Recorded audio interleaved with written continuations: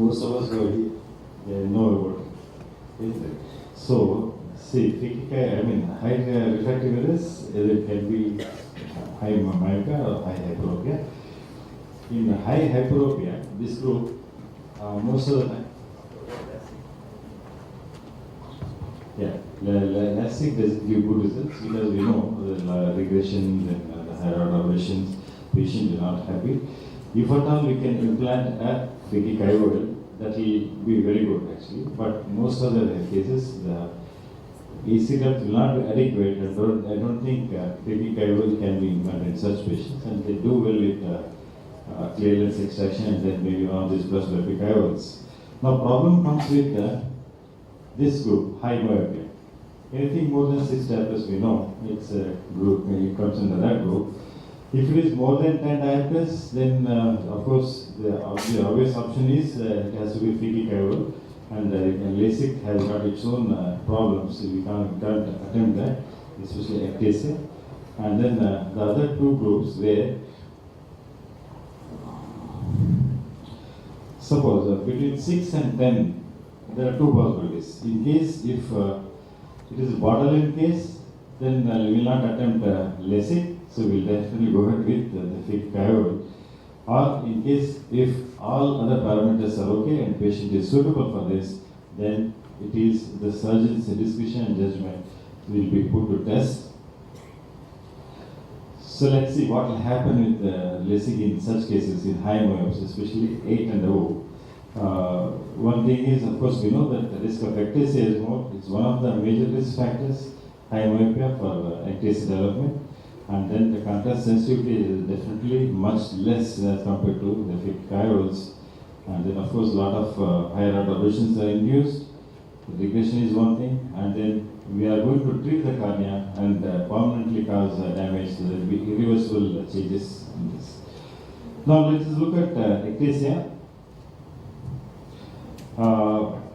As we all know, the high myopia is one of the major risk factors for this, and the depopulation is always considered as one of the risk factors. See, this particular patient, she had -9 diopters, underwent the surgery. In right eye, she presented after 3 years with ACReS like this. And since corneal thickness is less than 300, still we are observing her.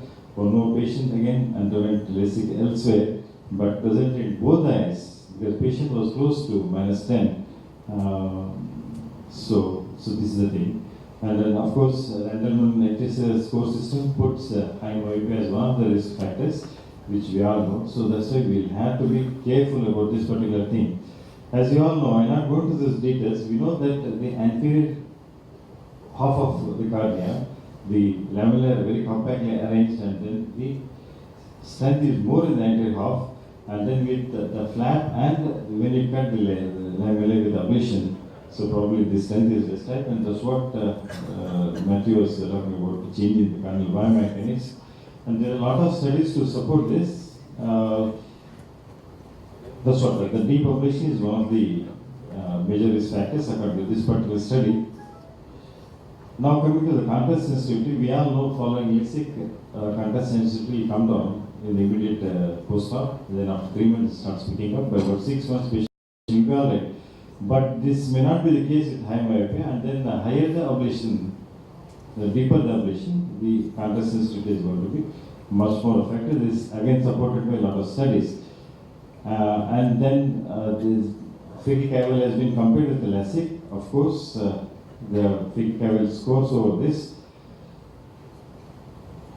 And then there are a lot of studies which compared the LASIK in moderate to high myopia with, and then the implantable contact lens. Definitely, the PHAKIC IOL is better. And another thing that is important is this thing, that induced higher aberrations again reduce the quality of vision in these kind of patients. I am not talking for the PHAKIC IOLs, but these things, of course, we all have to keep in mind. And then what about PHAKIC IOLs? How do they behave in these myopes? Of course, we all know the plus as the positive aspects of this. It is quite safe, and then visual acuity is very good. It is more than anything else, it is reversible. And there are a lot of advantages over the LASIK, like there is no induced dry eye, and then the UV protection is there. But again, there are a lot of problems. Like we discussed about having such an expensive equipment, every patient may not be able to afford the phakic IOLs because they are expensive. One thing. Second thing is the most important complications are this cataract and the glaucoma, which one has to keep in mind. Cataract can be tackled by expanding the lens, not a problem, and the glaucoma is one thing we have to look at. But again, like how these side effects are also reversible, like how the entire procedure is reversible, we can still tackle this and then give good vision to the patient. So this is what I follow. If myopia is more than 10 diopters, definitely phakic IOL. Between 6 and 10 diopters, if pachymetry is good, everything else is okay for LASIK, go ahead with LASIK, and then or explain the patient. The patient understands the benefits of phakic IOL, and then if it is a borderline case, definitely phakic IOL. Thank you very much for your patient listening.